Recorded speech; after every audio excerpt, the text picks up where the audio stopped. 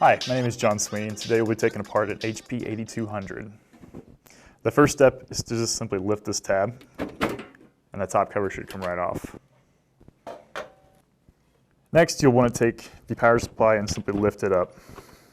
Like most desktops, it has 3 green tabs in the front to remove the faceplate. Simply lift the tabs to remove the faceplate. Here's your optical disk drive.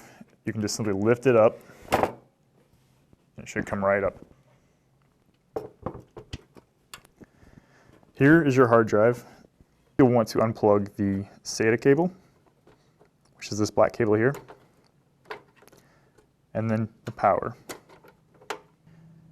Your next step is to push this green tab down here, push forward, and it should lift right out. Once you've removed the hard drive, you'll need to remove the screws in the hard drive.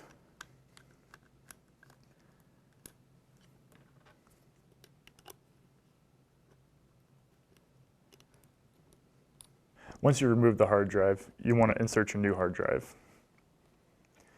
Take your screws and screw them into the 4 corners of the new hard drive.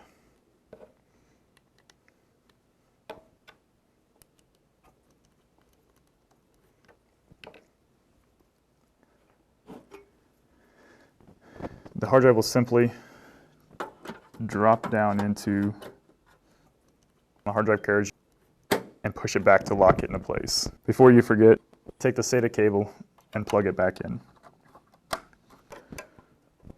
And your power.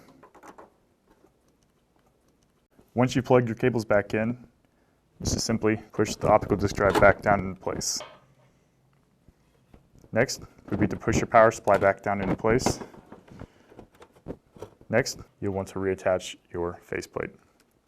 Like most desktops, it has 3 tabs at the bottom. You'll want to match those up with the 3 tabs at the bottom of the desktop.